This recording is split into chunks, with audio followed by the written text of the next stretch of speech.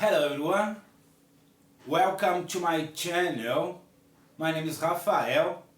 I am an electrical engineer, and in this video I would like to invite you to observe the solution of 15 questions on power circuit analysis that frequently appear in exams for electrical engineers. Let's go to the first exercise.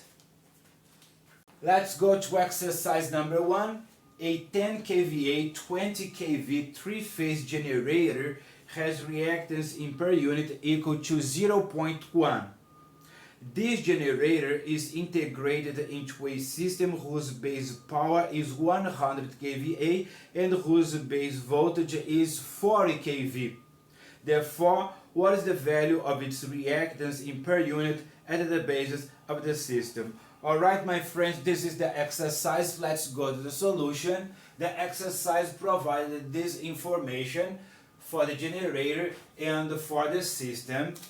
What we need to understand first is that this value of reactance was calculated based on these base values of power and voltage. What we need to do is to convert this into these new base values of power and voltage, okay?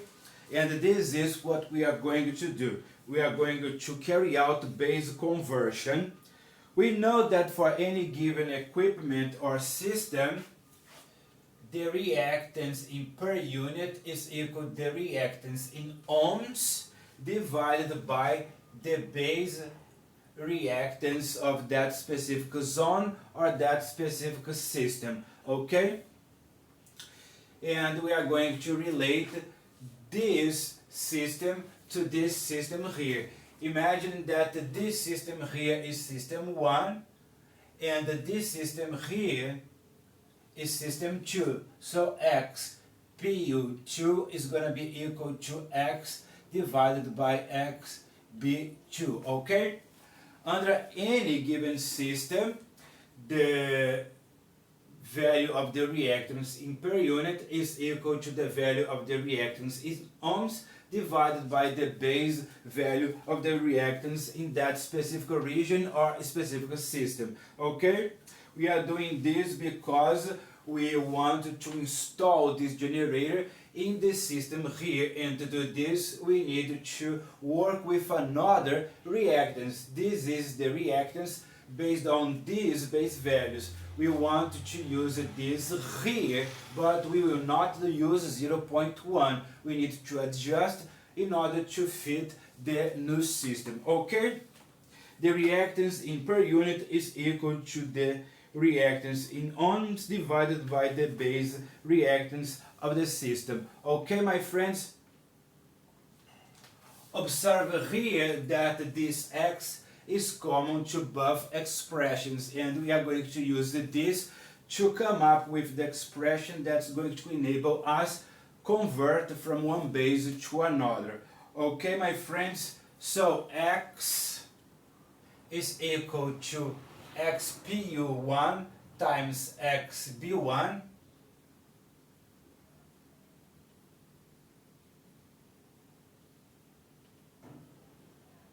which is equal to xPU2 times xB2.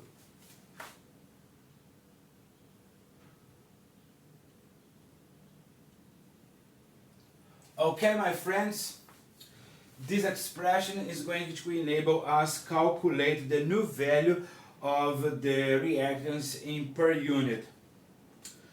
And in this way, xPU2 is going to be equal to xPU1 times the base value of region 1 divided by the base value of region 2, okay?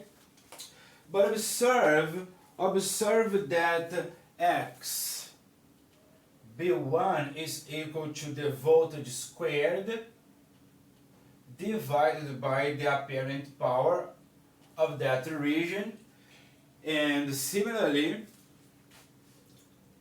xB2 is equal to VB 2 squared divided by SB2.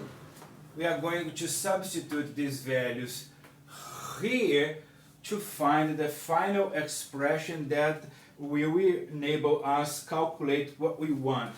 And then from this we get that x pu 2 is equal to x pu 1 times vb1 over vb2 squared times sb2 divided by sb1. All we need to do now is to substitute the values. We need to substitute the values to find what we wish, as pu2 is equal to 0.1 times 20 kV divided by 40 kV, okay, squared, because VB1 is 20 kV and the VB2 is 40 kV. And now the powers SB1, SB2 is 100 kVA and SB1 is 10 kVA. And then the value of the reactance when the equipment is installed in another system, in this case this system here, is 0.25 per unit. Okay, my friends, this is all the exercise requested of us, and let's go to exercise number 2. Let's go to exercise number 2 now, my friends. For a three-phase electrical power system operating with an unbalanced load, the currents in the three phases are 20 phase 0 degrees, 10 phase negative 60 degrees, and 10 phase negative 300 degrees respectively.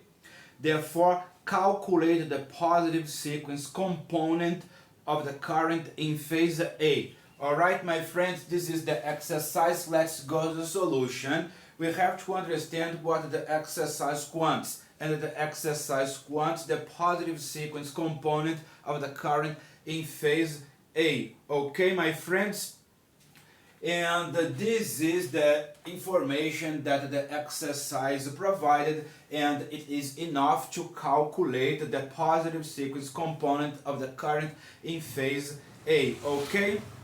The relationship between the currents along the cables and their symmetrical components is IA, IB, IC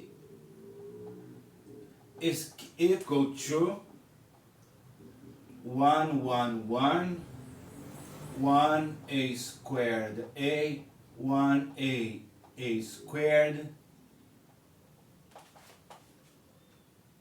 I0, I1 and I2. Okay, this is the relationship between the currents along the cables and their symmetrical components.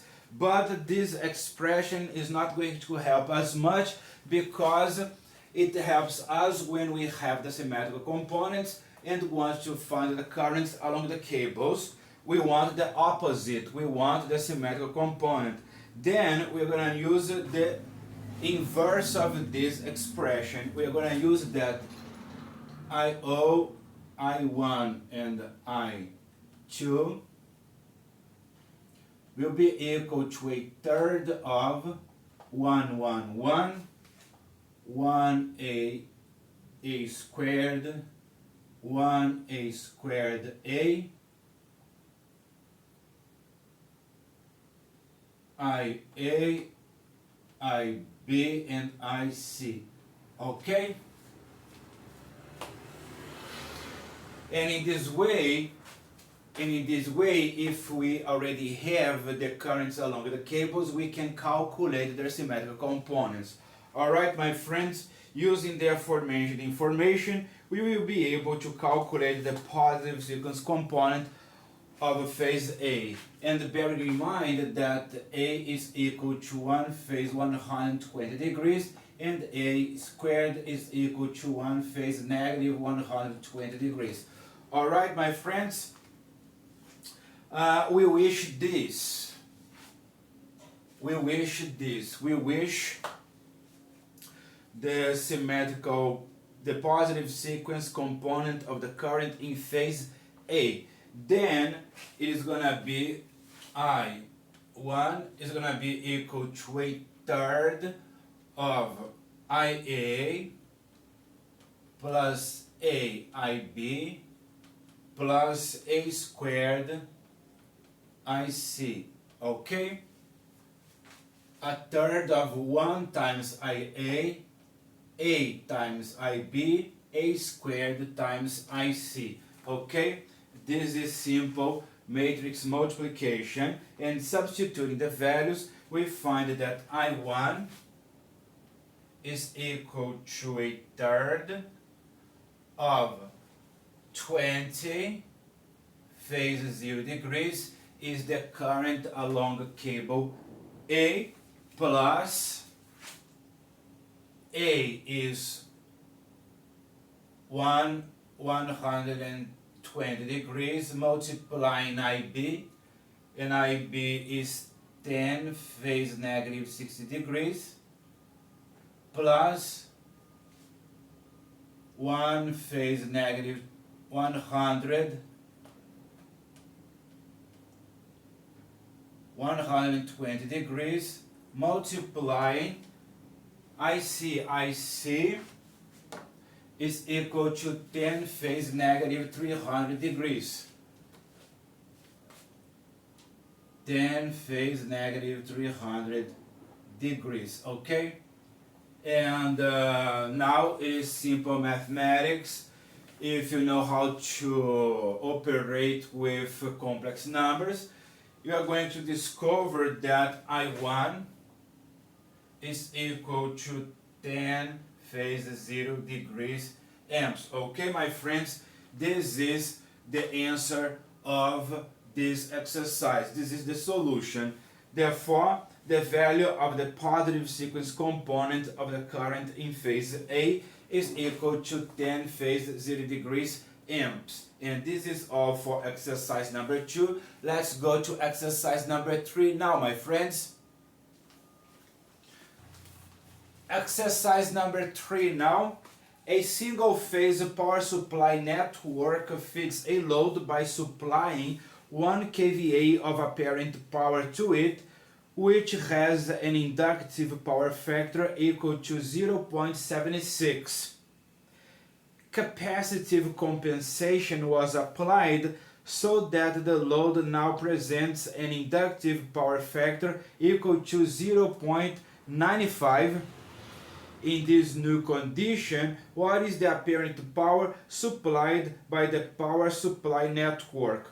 Okay, my friends, this is the exercise. Let's go to the solution. The exercise provided this data, okay, because it is an exam and we are forbidden from using calculators. That's why the exercise already provided the angles that we are going to work with. Let's go to the solution. It should be noted that the real or active power of the load is invariant and that the capacitive compensation only reduces the reactive power demanded from the system. Let's see the uncompensated system first.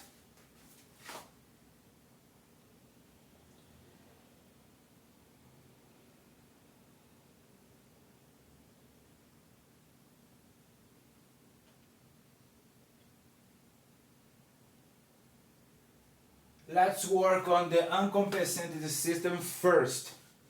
The exercise said that S1 is equal to 1 kVA. This is the apparent power of the load under an inductive power factor of 1 is equal to 0.76 inductive.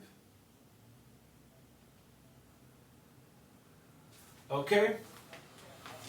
This is the condition of the uncompensated system. Observe that the exercise already provided the angle, okay, the angle of the power factor. The angle of the power factor, 1 is the inverse cosine of the power factor, okay? The angle of the power factor is the inverse cosine of the power factor, and the exercise already gave us this angle, which is 40.536 degrees. Okay? As the power factor is inductive, the current lags the voltage by the angle of the power factor. That is,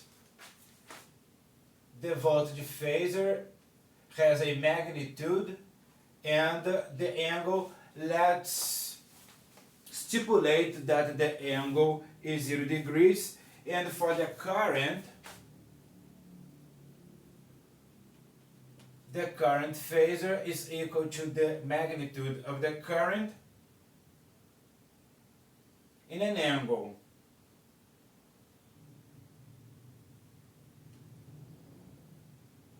Observe one more time that as the power factor is inductive, the current lags the voltage by the angle of the power factor, okay? That's why the angle of the current is the negative of this, meaning that the current is lagging, alright? That's why I put a negative sign here. The complex power is therefore the complex power with a dot on top is equal to S1 phase phi 1. Okay, and we already know phi 1. Phi 1 is the angle of the power factor. In other words, this can be calculated as the voltage phasor times the complex conjugate of the current phasor, okay? Which is equal to V phase 0 degrees times I phase 40.536 degrees amps. Observe that this is the actual current and this is the complex conjugate of the current.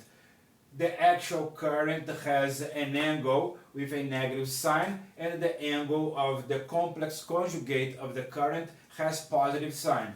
Alright? And therefore, here, as the exercise said, the complex power is going to be the apparent power 1000, okay? The apparent power 1000 in an angle, and the angle is 40.536 degrees voltampere, VA. Okay, this is the complex power fed by the system. The load demands this complex power from the system, and the apparent power is 1 kV, 1 kVA, okay? Now let's work on the uncompensated, the compensated system. We are going to compensate the system with a capacitor bank. Let's work on the compensated system now.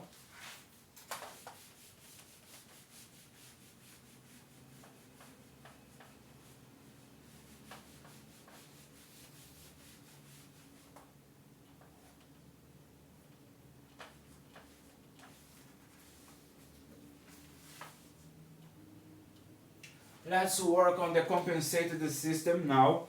It is going to be the complex power number 2 is going to be equal to the apparent power number 2 in a phase. We're calling it phi 2.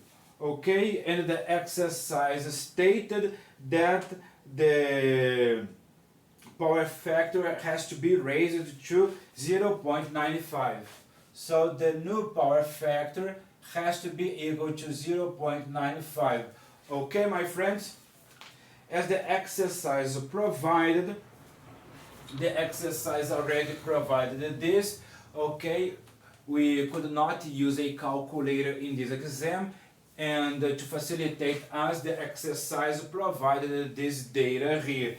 And as the exercise provided, the angle, okay, the angle phi 2 is equal to the inverse cosine of power factor 2, okay?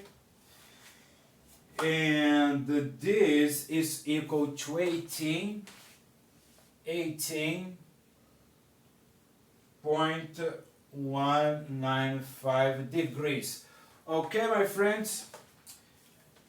Alright, so we know that as the complex power is equal to the apparent power number 2 in the phase 18.195 degrees volt ampere. Okay? And now returning to S1, remember that S1 was equal to 1000 phase 40.536 VA.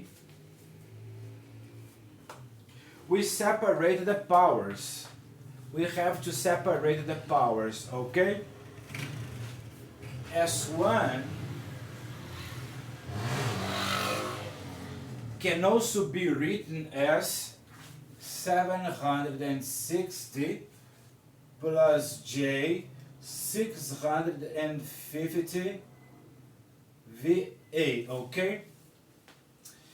And as the real power must not change, okay, let me put it here. P1 is equal to 760 watts. This must not change. The real power stays the same. And this is equal to P2 as well. Alright? What is going to change is the reactive power. The real power or the active power must not change. Okay? Now let's return to... We are going to see that S2 is going to be equal to 760 because this does not change, plus JQ2. And we need to calculate Q2. Okay, P2 is equal to S2 times the cosine of the power factor 2. Thus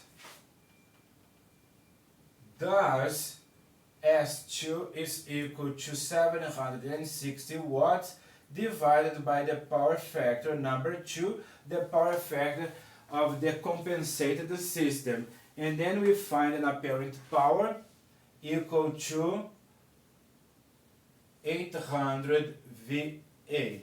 Okay? Alright. Then we know that S2 is equal to 800 phase 18.195 degrees volt ampere. Okay? We already know this. And the reactive power of the compensated system Q2 is equal to 800 times the sine of 18.195 degrees, and this is equal to 250 VAR. Alright? Then we conclude that S2 is equal to 760 plus J 250 VA. Okay? The complex power of the compensated system is this. This is the complex power of the compensated system, and this is the reactive power of the compensated system, and this is the compensated system written in Cartesian coordinates. Okay? And the conclusion that we get, what the exercise asked from us, let me refresh my mind. The exercise in this new condition, what is the apparent power supplied by the power supply system to the load? Okay? The capacitor bank is providing part of the reactive power, and the apparent power provided by the system to the load is this 800 VA, okay? S2 is equal to 800 VA, and this is the solution of exercise number 3, my friends. Let's go to exercise number 4 now. A single-phase electrical equipment requires an apparent power of 1500 volt-ampere from a 250 phase minus 40 degrees voltage source under a cosine 10 degrees inductive power factor. Okay? This is the data that the exercise provided. And now the question, what is the impedance of the load? Okay, my friends, this is the question. Let's solve it. Let's go to the solution. Firstly, we are going to calculate the magnitude of the impedance. The magnitude of the impedance can be calculated as the voltage squared divided by the apparent power. Okay? This is how we can calculate the magnitude of the impedance. And then it is equal to 41.67 amps. Now let's work with the angle. The angle of the impedance is the angle of the power factor. And observe that the cosine 10 degrees is equal to the cosine of negative 10 degrees. Okay? And as the exercise stated that the load is inductive, its angle must be negative. Okay? Its angle must be negative. Then Z is equal to 41.67 in the phase negative 10 degrees ohms. Alright, my friends, this is a very easy exercise. One more time, we wanted to calculate the impedance of the load under the conditions provided by the exercise. We began by calculating the magnitude of the impedance by dividing the voltage squared by the apparent power. And how about the angle?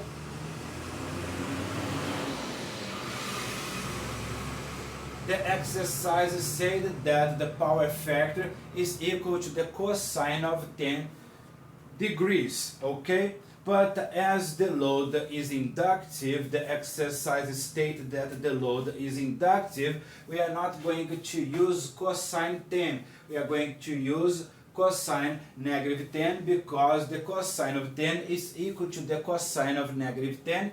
And as the load is inductive, its angle is negative. Alright, this is all for exercise number 4. Let's go to exercise number 5.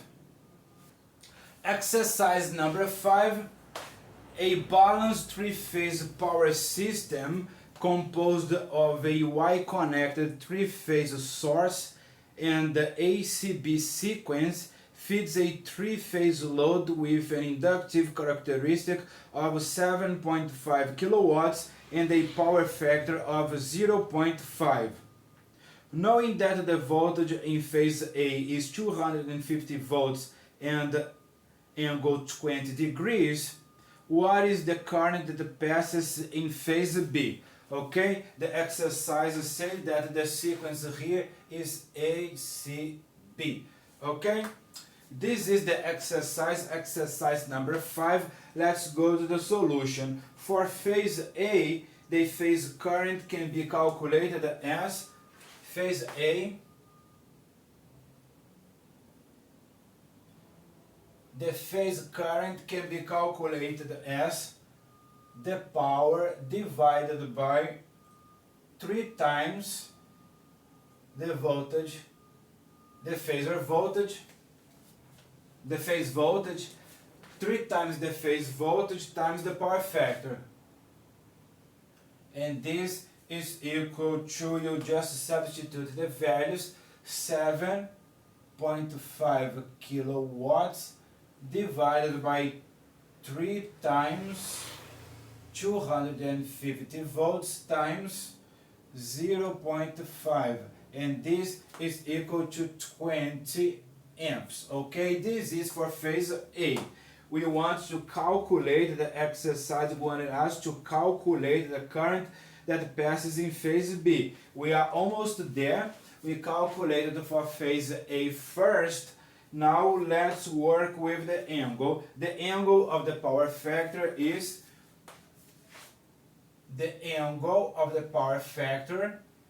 equal to the inverse cosine 0.5. Okay? The exercise said that the power factor is 0.5 lagging here, and the angle is therefore 60 degrees. Alright?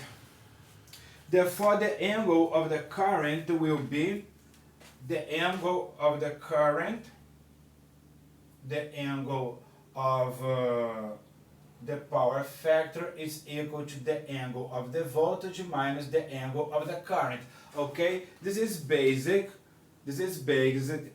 Every electrical engineer needs to know this, that the angle of the power factor is equal to the angle of the voltage phasor minus the angle of the current phasor. And in this way, the angle of the current is equal to the angle of the voltage minus the angle of the power factor, okay? And this is equal to 20 phase, which is equal to 20 degrees minus 60 degrees, which is equal to negative 40 degrees. Okay, this is for phase A. Now let's work on phase B. For phase B, bearing in mind that we are dealing with an inverse sequence ACB system, it is necessary to add 120 degrees to the angle of the current in phase A. Okay, we have the phasors here. Okay, this is ACB. A is here, C is here, B is here. We have to add 120 degrees, okay? Because this is the inverse sequence. All right. Thus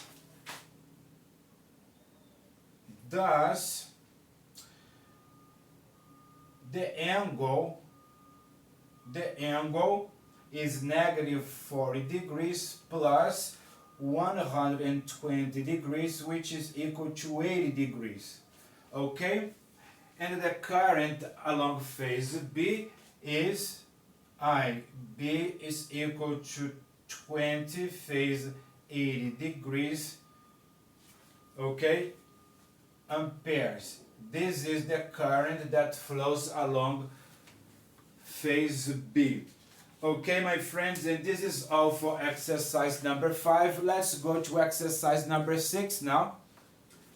Exercise number 6 now. A Y-connected 3-phase electrical equipment has an apparent power of 400 kVA and is fed at 10 kV. The base power and the voltage chosen for the sector where this equipment is installed is 100 kVA and 10 kV. What is the impedance in per unit? Okay, the exercise wants us to use this data to calculate the impedance in per unit. Okay, my friends, this is what we are going to do. Let's go to the solution. The impedance of the equipment is given by, let's calculate first the impedance of the equipment. The impedance of the equipment, as we did previously, is the voltage squared divided by the apparent power, which is 400 kVA. Okay? And this gives a value of 250 volts. Alright, this is the impedance of the equipment. Now let's calculate the base impedance of the system.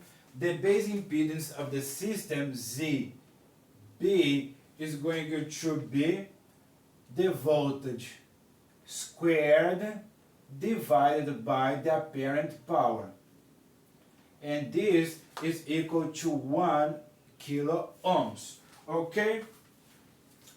The base impedance of the system is 1 kilo ohms. Alright? Consequently, the value of the impedance in per unit is ZBU is going to be equal to the value. Oh, sorry, this is not in volts. Sorry, this is in ohms. Okay?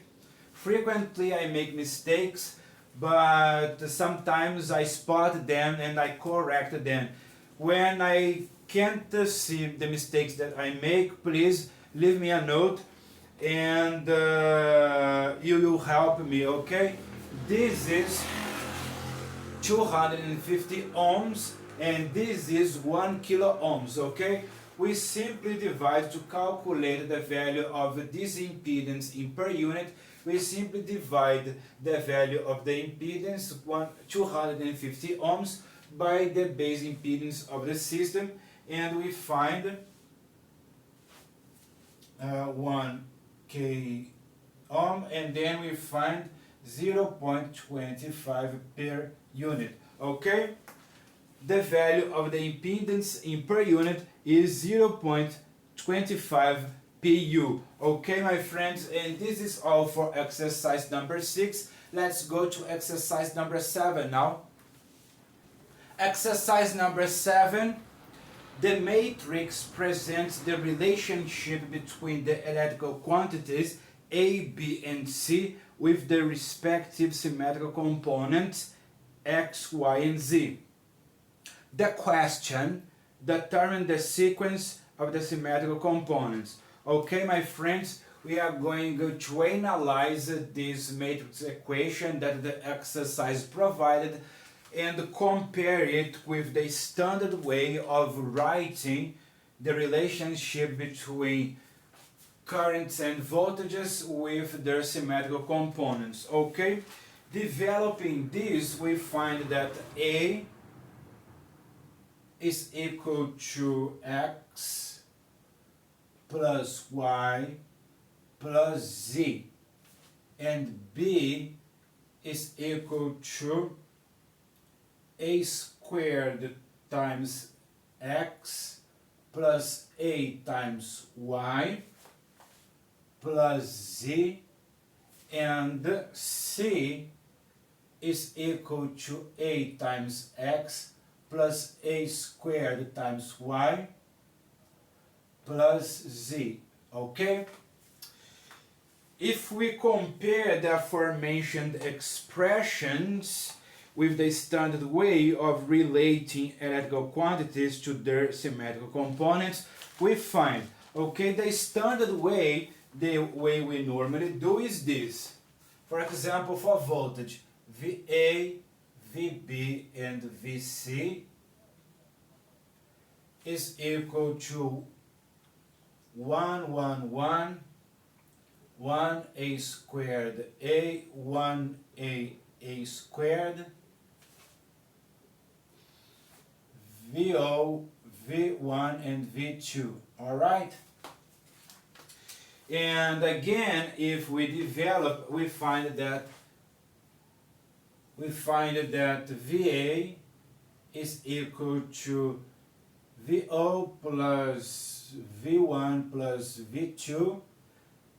VB is equal to VO plus A squared V1 plus A V2, and VC is equal to VO plus A V1 plus A squared V2. Okay, we have to compare this with this. This is what the exercise wants us to do. Alright, if you take a look, let's take a look at Z. Let's take a look at Z. Observe that Z behaves similar to VO, alright? Okay? And what is the conclusion that we get? We conclude that Z is equivalent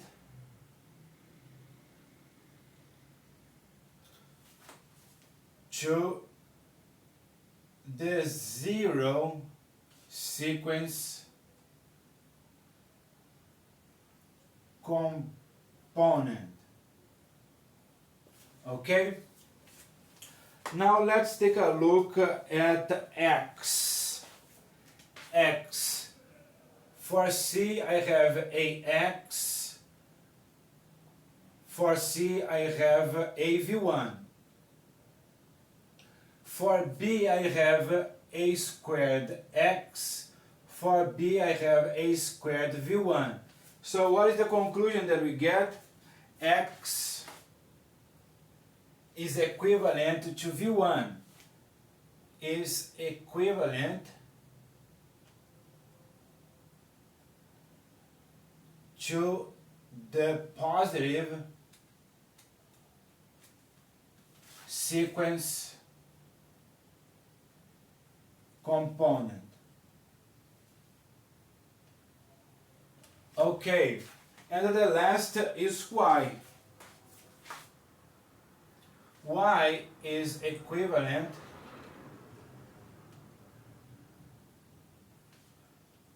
to the negative sequence component. Okay, my friends, this is a question that appeared in a civil service exam here in Brazil. Okay, the exercise gave you this, somewhat scrambled, and you have to write the standard way of relating electrical quantities with their symmetrical components and try to see what's going on. And we observe that Z is equivalent to the zero sequence component, X is equivalent to the positive sequence component, and Y is equivalent to the negative sequence component, my friends. And this is all for exercise 7. Let's move on to exercise 8. Exercise number 8. The inverse transformation matrix presented relates the symmetrical components with their respective phasors, considering the boundary conditions of a fault. In this way, what type of fault does this matrix present under these conditions? Okay, my friends, the exercise said that this matrix represents a fault and wants us to tell what kind of fault it is. Alright, this is the question. Let's go to the solution. Let's develop this. Okay, let's develop these multiplications and see what we get. Observe that I1 is equal to a third of, I1 is here, it is a third of 1 times 0 is 0, A times IB is AIB, and A squared times negative B is negative A squared times IB. Okay, this is for current 1. Let's do the same for current 2. I2 is equal to a third of 1 times 0 is 0. A squared times IB is A squared IB. And A times negative IB is negative AIB. And how about I3? I3 is equal to a third of 1 times 0 is 0. 1 times IB is IB, and 1 times negative IB is negative IB, and we conclude that I3 is 0, okay? And also observe here, this term is positive here, and this term is negative here. But this term that is negative here is positive here, and this term that is positive here is negative here. What can we tell about this? We observe that I2 is the negative of I1, and that I3 is 0. What does it mean? When I3 is 0, it means that the ground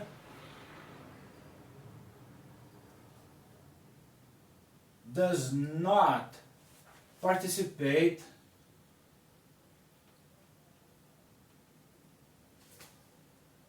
in the fault. Okay? According to the matrix provided by the exercise, we see that we have a phase-to-phase short circuit. Since we have two currents equal in magnitude and in opposite directions. And since I3 is 0, we observe that the ground does not participate in the short circuit. We called it I3, but we should call it I0 because I0 represents the ground better, but the exercise chose to use I3, okay? So this is a phase-to-phase short circuit, like this, phase, and here the ground. The short circuit is from one phase to the other, and the ground does not participate in the short circuit. Okay, my friends? And this is all for exercise number 8. Let's go to exercise number 9 now. Exercise number 9 now. In the analysis of a three-phase circuit through its symmetrical components, the following values for phase A were identified. Positive 10 phase 30 degrees, negative 6 phase 330 degrees, and 0 sequence 3 phase 0 degrees volts. Okay? This is the data that the exercise provided. Given the above, what is the value of the voltage of phase B? Okay, my friends, the exercise gave this information for phase A, and it wants us to find the voltage of phase B. Okay, this is the question. Let's go to the solution. The voltage at phase B can be calculated as, in accordance to Fortescue theorem, VB is equal to VB of 0 sequence plus VB of positive sequence plus VB of negative sequence.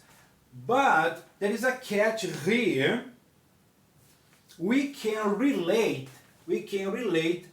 this with this. Okay? We can relate this with this. How? I'm gonna show you. VB is equal to VA 0, VA of 0 sequence, plus A squared times VA of positive sequence plus A times VA of negative sequence, okay? Now we can use the values, alright? In accordance to Fortescue theorem, we have this, the first expression, but there is a catch here. Using this operator here, one phase 120 degrees, we can relate VB1 with VA1, VB2 with VA2, and then we have everything to calculate what the exercise wanted.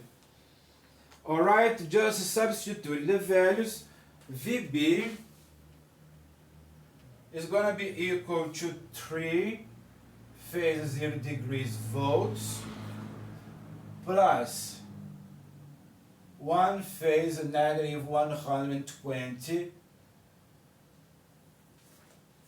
times 10 phase 30 degrees plus 1 phase 120 degrees times 6 phase 330 degrees. Okay? We simply use the values for phase A to discover B. But there is this catch here using this operator, because we know that if the phase sequence is A, B, C, A, B, C, B is gonna lag A by 120 degrees, okay? And the C is gonna lead A by 120 degrees, okay? That's why we use these operators here, the operator A and A squared. Alright, my friends? And now it's simple mathematics. You have to learn how to deal with complex numbers, okay? And then we find that VB is equal to 3 minus J4, alright? In this way, the magnitude of VB is equal to 3 squared plus negative 4 squared, which is equal to 5, and the angle is the inverse tangent. The angle is the inverse tangent of negative 4 divided by 3, and this is equal to negative 53.1 degrees. Okay, my friends, and now with these results we have found the voltage. The voltage can be expressed in this way in the Cartesian coordinates, or you can simply use the method that I prefer, okay? The polar form, 5 phase negative 53.1 degrees volts. Okay, my friends, and this is the solution of exercise number 9. Let's go to exercise number 10 now.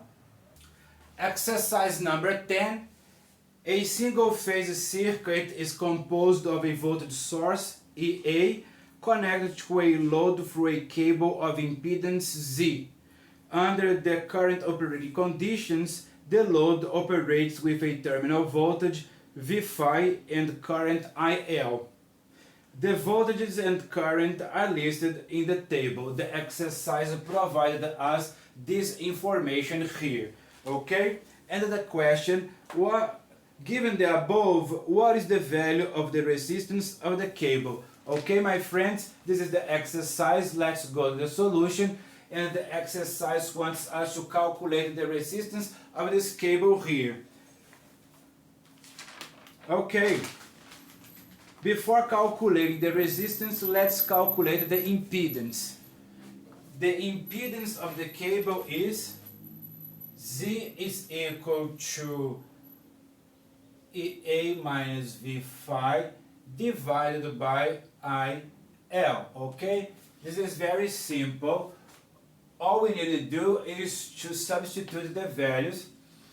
It is 150 phase 90 degrees volts minus V phi 120 phase 0 degrees volts, and this divided by the current 10 phase 45 degrees amps, okay?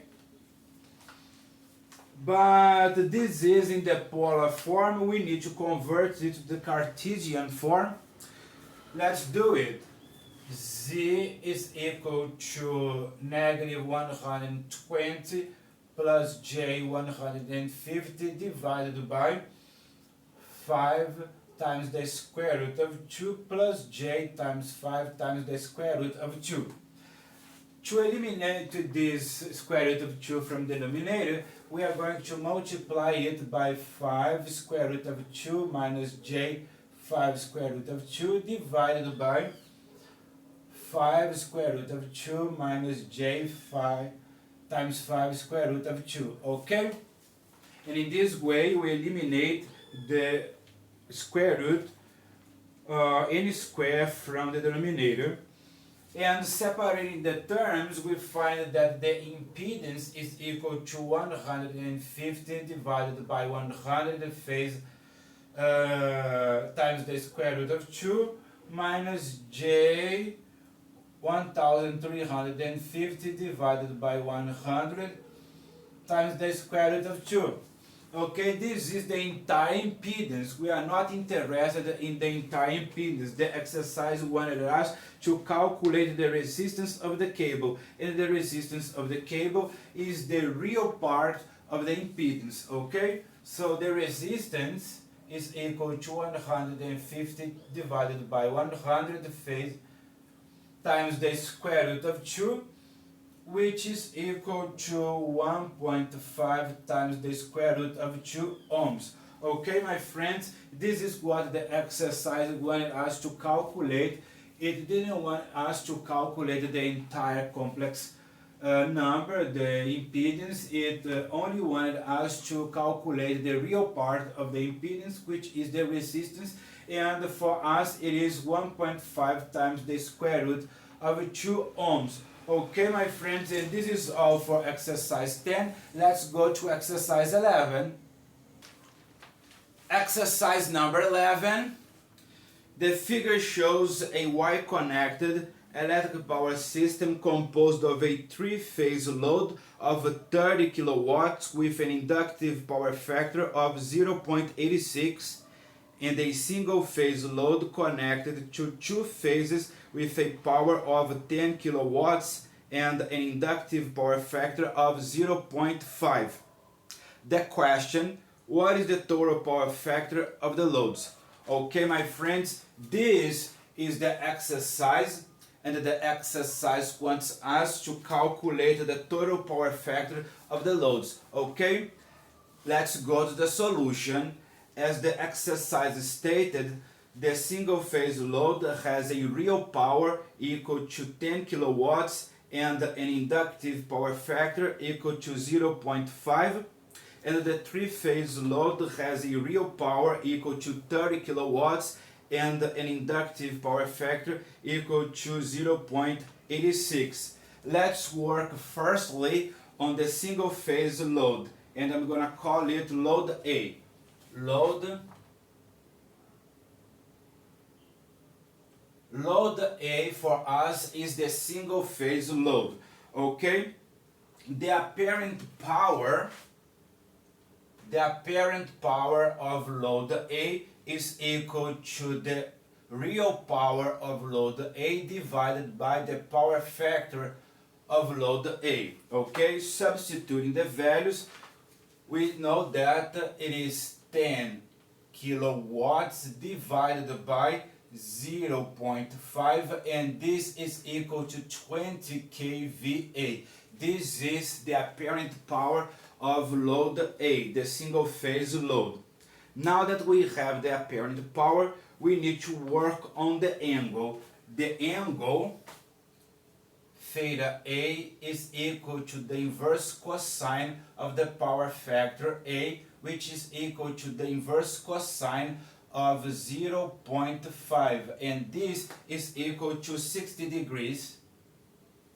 Okay, with these values we can compose the complex power. The complex power with a dot on top is equal to 20 phase 60 degrees kVA, or if you prefer, it is equal to 10 plus J 17.3 kVA. Okay, now let's work on the three-phase load. We are going to call it load B.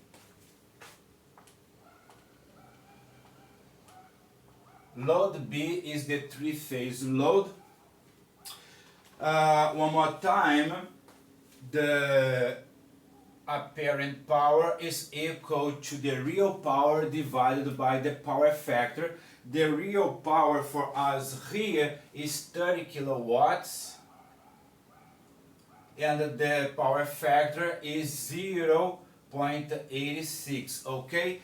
And calculating this, we find that the apparent power is 34.89 kVA, okay?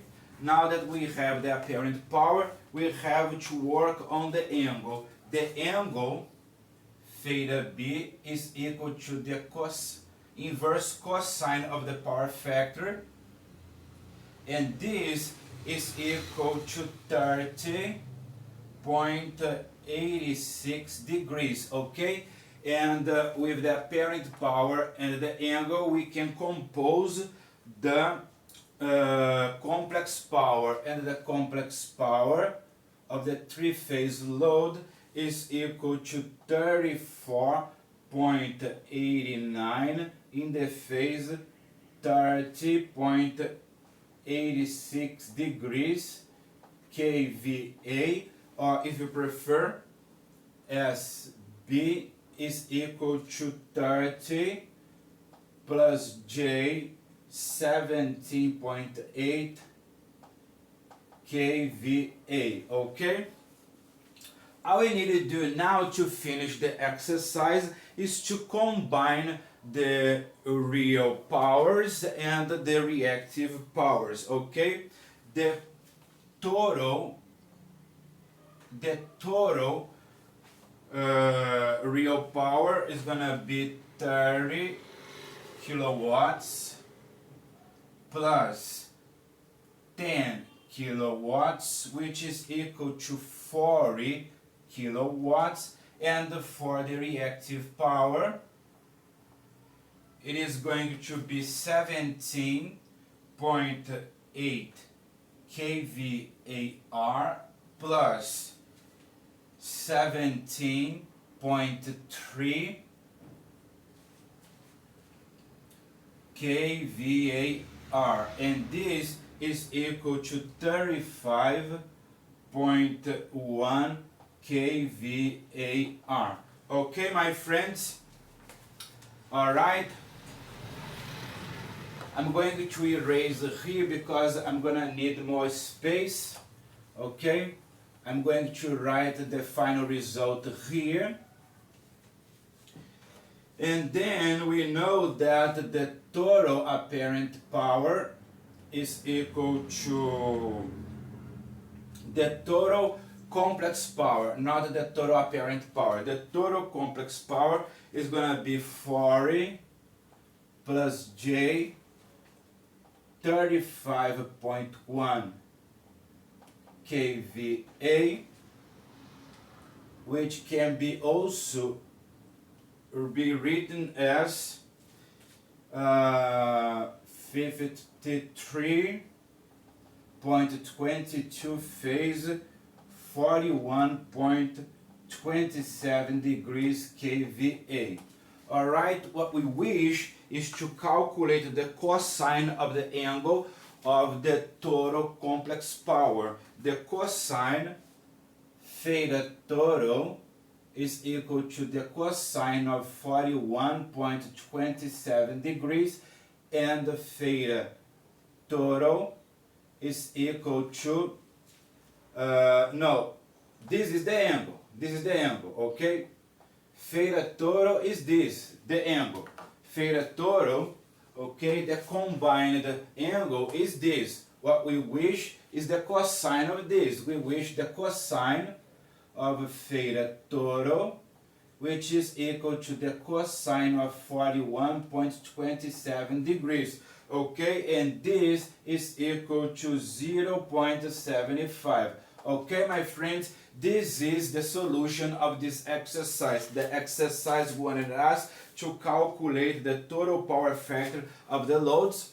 We began by expressing load 1 in its complex form, the complex power of load 1, and we did the same for load B. We expressed it in the complex form, the complex power of load B. We summed the real power and we summed the reactive power, and we got the complex number here, the total complex power drawn from both loads at the same time, and we got this angle here. Okay, the cosine of this angle is the combined power factor. Okay, my friends, and this is all for exercise 11. Let's go to exercise 12. Now, my friends, we are going to solve an exercise very similar to exercise 1, exercise number 12. In a power system, an electrical equipment has nominal power and voltage values of 20 MVA and 100 kV respectively.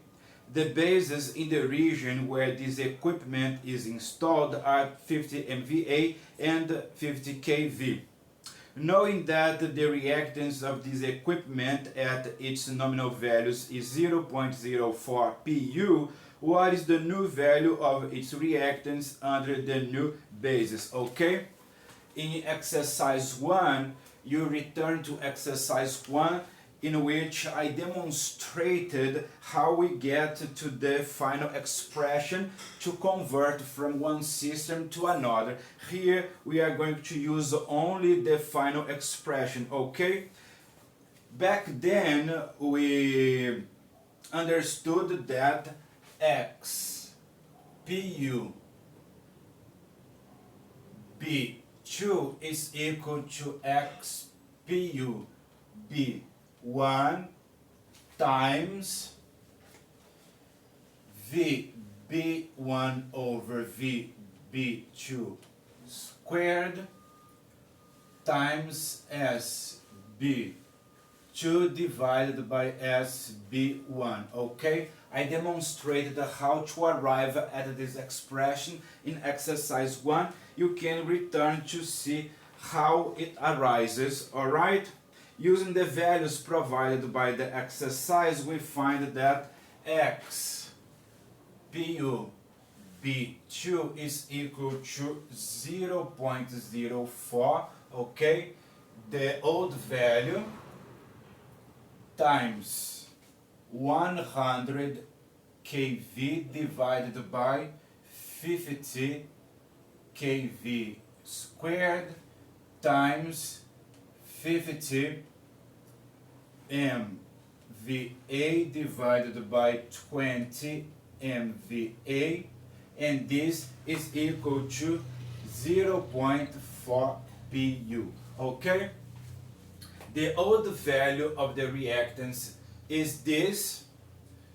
VB1 is 100 kV, VB2 is 50 kV, SB2 is 50 MVA, and SB1 is 20 MVA, and the value that we were looking for is 0.4 pu. Okay, under the nominal values, the value of the reactance is 0.04 pu. But when we install this equipment in this system having these base values, the value of the reactance is 0.4 pu. Okay, my friends, and this is all for exercise 12. Let's go to exercise 13.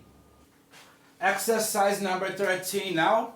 In a distribution system, a single phase to ground short circuit occurred. The bases at the fault location are equal to 10 kVA and 1 kV.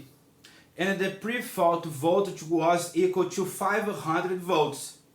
Knowing that the sum of the positive, negative, and zero sequence resistances is 50 ohms, what is the fault current in per unit? Okay, my friends, this is the question. Let's go to the solution. Firstly, we need to understand that this is a single phase to ground short circuit. Okay? And the bases at the region the short circuit occurred was 10 kVA and 1 kV. And the pre-fault voltage was 500 volts. Okay, my friends? These are the sequence networks that we use to model short circuits.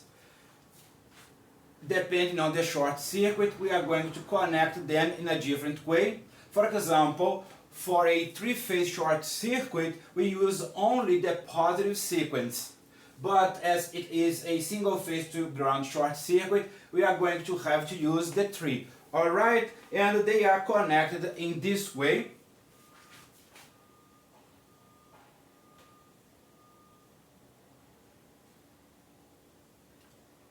Z1, Z2, and Z0, and here, as there is a short circuit, we have to connect this because of the short circuit, okay? There is going to be a current here of the positive sequence, a current here of the negative sequence, and a current here of the zero sequence. And this is E1. I'm going to call this current here simply I. You have to bear in mind that I is equal to I1, which is equal to I2, which is equal to I0, okay? And the resistances Z1 plus Z2 plus Z0, they are the total Z total. I'm gonna call them Z total, okay? And we need to find the value of the current. The value of the current is gonna be equal to E1, which is E1 divided by the value of Z total, and this is equal to 500 volts divided by 50 ohms, and this is equal to 10 amps, okay? 10 amps. But these are the symmetrical components, okay? These are the symmetrical components. IA is equal to the symmetrical component of positive sequence plus the symmetrical component of negative sequence plus the symmetrical component of zero sequence, and this is equal to, as they are equal, 3 times I. Then the current along the cable is going to be equal to 3 times 10 amps, which is 30 amps. Alright? This is the current along the cable at the time of the short circuit, 30 amps. We have to convert this value here from amps to per unit as the exercise requested. The exercise asked, what is the fault current in per unit? To convert it to per unit, we have to establish a base. Okay, so I base is equal to the base apparent power divided by the base voltage, okay? And we use the values that the exercise provided, and it is 10 kVA divided by 1 kV, okay? And this is equal to 10 amps. And the value of the current in per unit is simply IPU is equal to IA divided by I base. And this is equal to 30 amps divided by 10 amps, which is equal to 3 PU. Okay, my friends, this is the answer. This is the solution of the exercise. This is all for exercise 13, my friends. Let's go to exercise 14 now. Exercise number 14 now, my friends. For the circuit of the figure, calculate the current in phase C. Okay, my friends, this is what the exercise wants. The exercise wants us to calculate the current in phase C, okay? And the exercise provides this data here, saying that the value of the impedance is 20 phase 15 degrees ohms. The value of the line voltage between line A and line B, VAB, is 220 phase negative 5 degrees volts, and it is an inverse sequence. Okay, this is the inverse sequence ACB. Alright, as it is the inverse sequence, C lags A by 120 degrees. Okay, being this an ACB system, we see that the VAB,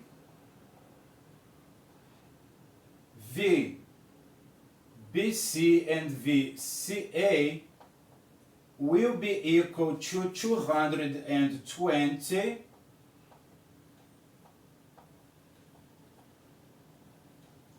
here phase negative 5 degrees as the exercise said, and as VBC leads VAB, it is going to be 115 degrees, and as VCA lags VAB by 120 degrees, the angle here is going to be negative 125 degrees, okay? These are the line voltages, but before we calculate anything, we need to convert from line voltages to phase voltages, and I'm going to explain to you how we can do this. Take VCN, for example. VCA is equal to VCN minus VAN, alright? Which can be expressed as V phi phase negative 120 degrees minus V phi phase 0 degrees, okay? Don't worry much about the angle of VAN, because here I just want to explain to you how to convert from line voltages to phase voltages. This is not important. What's most important is that C lags A by 120 degrees. That's why I put negative 120 degrees here. When I finished calculating this, you are going to understand the purpose, alright? So, VCA is going to be equal to V phi multiplying the cosine of negative 120 degrees plus J times the sine of negative 120 degrees minus V phi, okay?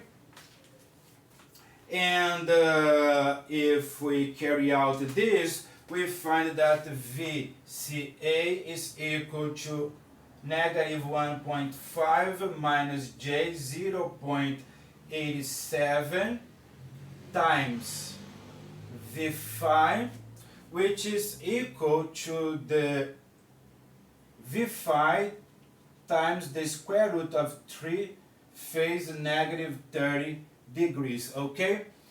It is negative 30 degrees because this is the inverse sequence. Had it been the direct sequence, this sign here would have been positive. Okay, my friends, this is how we convert.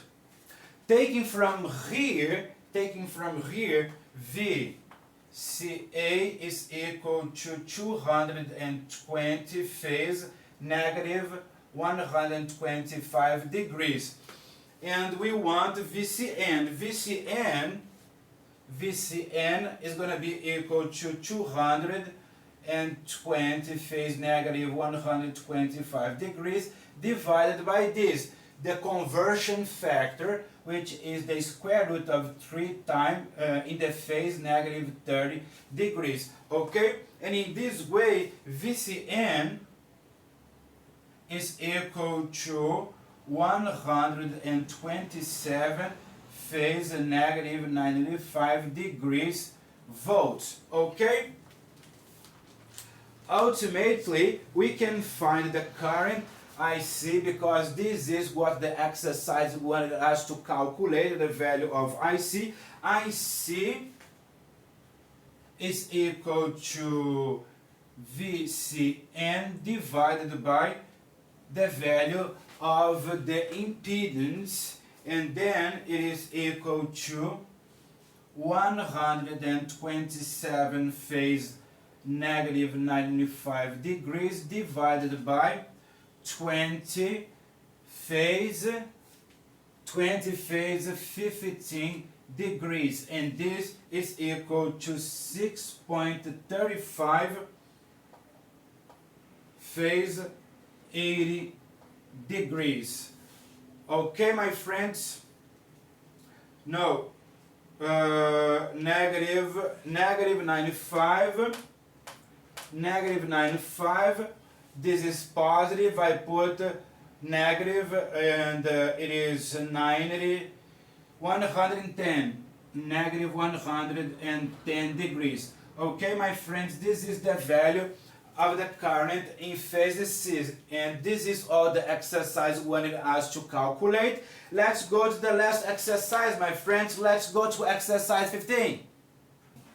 A 50 kVA load with a lagging power factor equal to 0.9 is connected to a bus. Calculate the reactive power a capacitor bank will need to provide to raise the power factor to 0.92 lagging. Okay, my friends, this is the exercise. The exercise wants us to calculate the reactive power a capacitor bank will need to provide to raise the power factor to 0.2 lagging. And the exercise provided this information here, okay, for the uncompensated system, 50 kVA and 0.9 lagging power factor, and the desired power factor is 0.92. The exercise also gave this because in this exam you could not use a calculator. Then the exercise gave this information to facilitate your calculation. Alright, my friends, let's go to the solution. Let's work on the uncompensated system first. I'm gonna call the apparent power of the uncompensated system as S1, which is equal to 50 kVA. Alright, and the power factor of the uncompensated system is 0.9. Alright, and if we go to the table, we see that the inverse cosine theta 1, the inverse cosine of 0.9 is equal to 26 degrees. Okay, with the apparent power and the angle, we have the complex power. The complex power of the uncompensated system is 50 phase 26 degrees kVA. Alright, this is the uncompensated system. Let's split this. Because we are going to need to know the constituent parts of this complex power, and they are 44.94 plus J 21.92 kVA. Okay, this is the uncompensated system. Let's work on the compensated system now.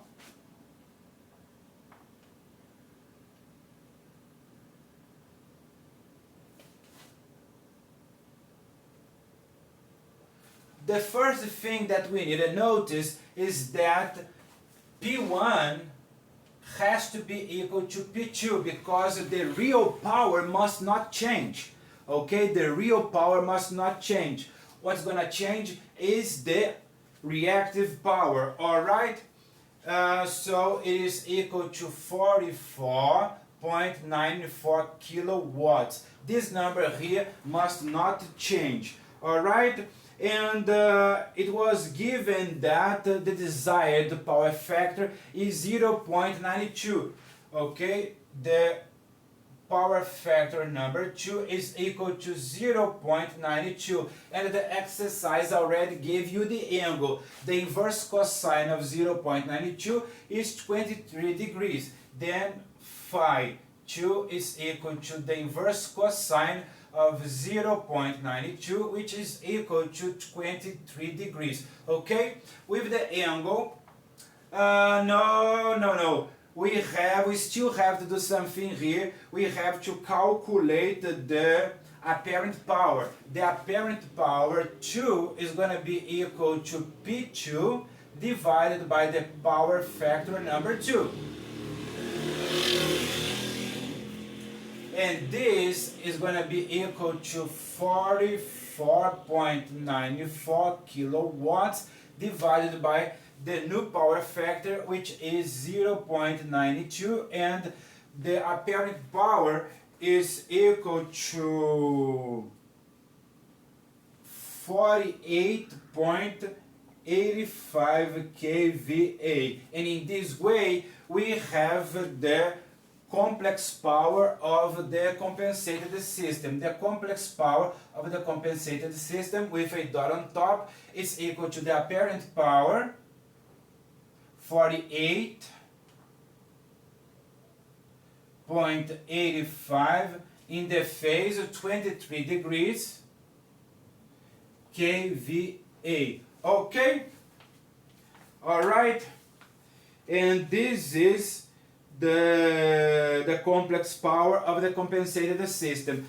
And if we split this, we have that as 2 is equal to 44.94 plus J 19.1 kVA. Observe that the real power is the same for the compensated system and the uncompensated system, but the reactive power changed.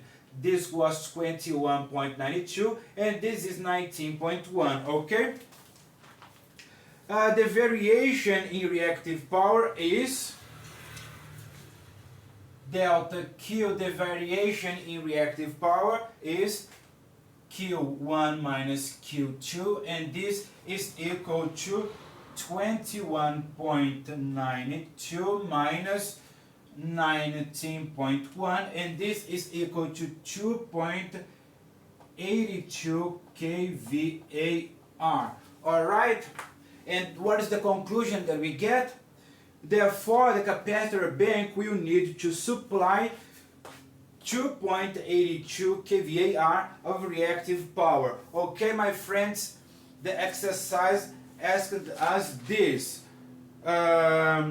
Calculate the reactive power a capacitor bank will need to provide to raise the power factor to 0.92 lagging. And this is the amount of reactive power that the capacitor bank will need to supply to raise the power factor from 0.9 to 0.92. Okay, my friends, this is the video that I wanted to make. I hope you enjoyed it and learned from it. I am a teacher, guys. If you want to book a lesson with me, use my WhatsApp number. Goodbye!